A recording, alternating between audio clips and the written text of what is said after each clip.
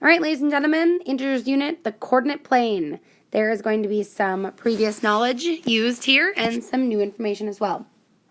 Learning targets are I can plot ordered pairs on the coordinate plane.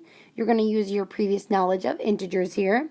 And then also I can name and identify, or identify and name parts of the coordinate plane. That is to ensure that we understand the language, because again, if we can describe it, we know what we're doing. So, some vocabulary here. There's a lot of vocabulary that goes along with the coordinate plane. This whole thing here is the coordinate plane. The y-axis is your vertical axis. Notice that it's a vertical number line. You see positive numbers and you see negative numbers. The x-axis is your horizontal number line, your horizontal axis. Notice we have positives to the right, negatives to the left. The origin, which we learned about before, is our center point where those axes meet, and that is an ordered pair of 0, 0. An ordered pair is a pair of numbers used to locate a point on the coordinate plane. You use these when you play Battleship as well, so they should be familiar. In an ordered pair, your x-coordinate comes first and your y-coordinate comes second. So the first number means that I'm going 3, since it's positive, I'm going 3 to the right on x. And that -2 represents the y, negative represents I'm going down. So if you can follow me on here, that would be from the origin, I'm going 3 to the right and 2 down, and that is where my ordered pair would go. Last little part of vocab on here. I know I'm talking fairly quickly, but that's more just of the listening, and then you could pause and write everything down afterwards, or some of you might have before. The upper right quadrant, it's called quadrant because quad represents 4, and there's 4 sections.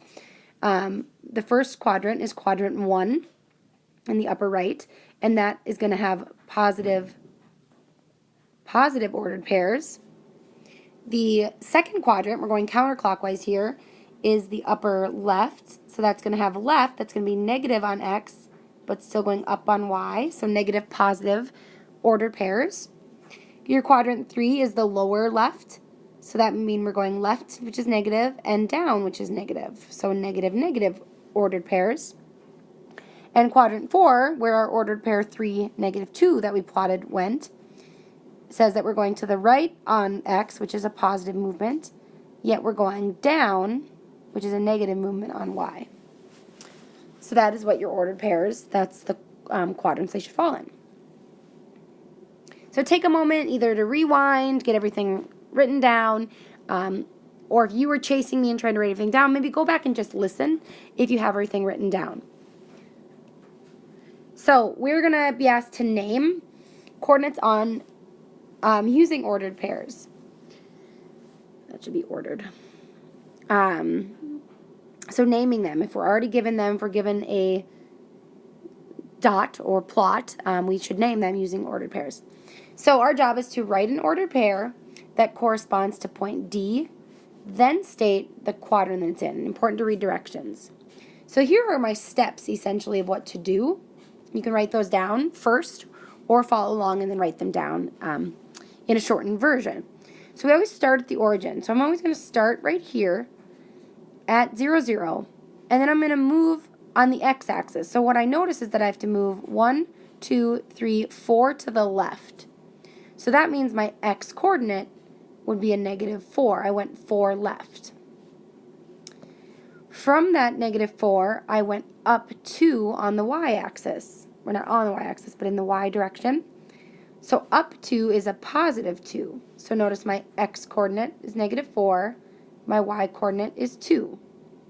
So what that means is my D, point D corresponds to the ordered pair of -4, 2. Also says to say what quadrant that is. I know my quadrants are 1, 2, 3, and 4. So I see that that is in quadrant 2.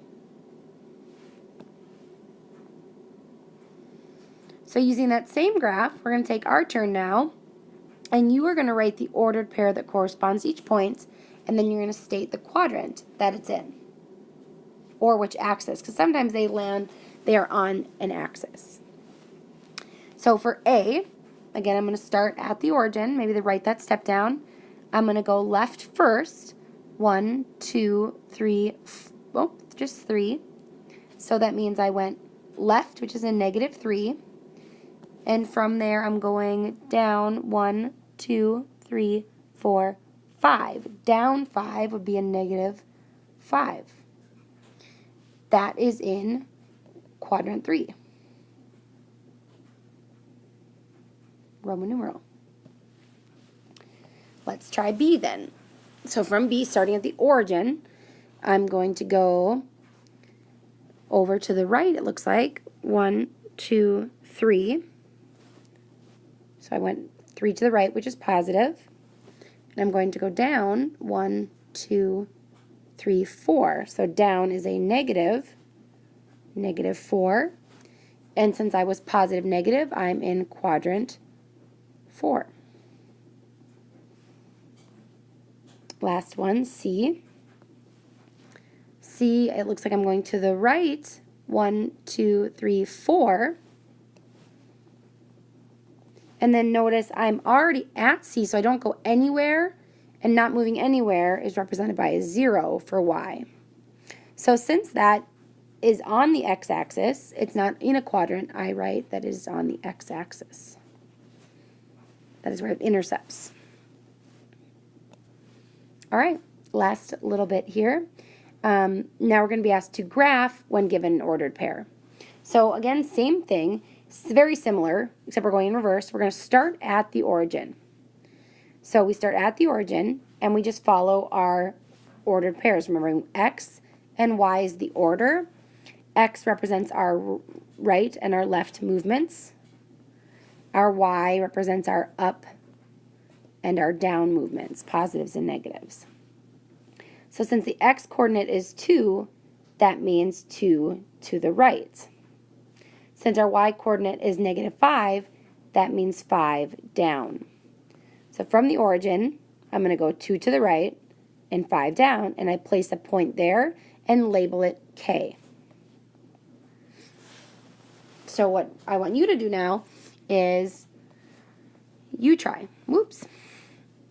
So you are going to graph each of these ordered pairs, L, M, and O, or L, M, and N, and name the quadrant that it's in.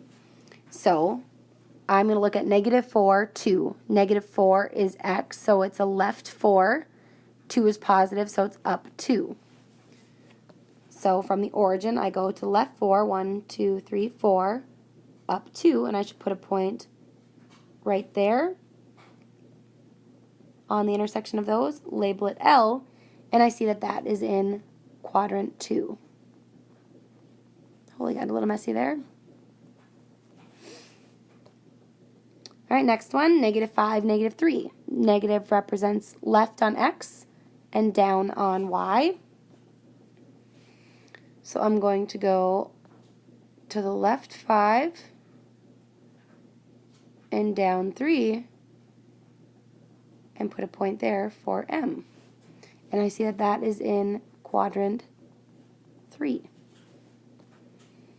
One more, 0, 1. 0 means that I don't go anywhere left or right on x, and I go up 1 on y. So I go nowhere left or right, and I go up 1.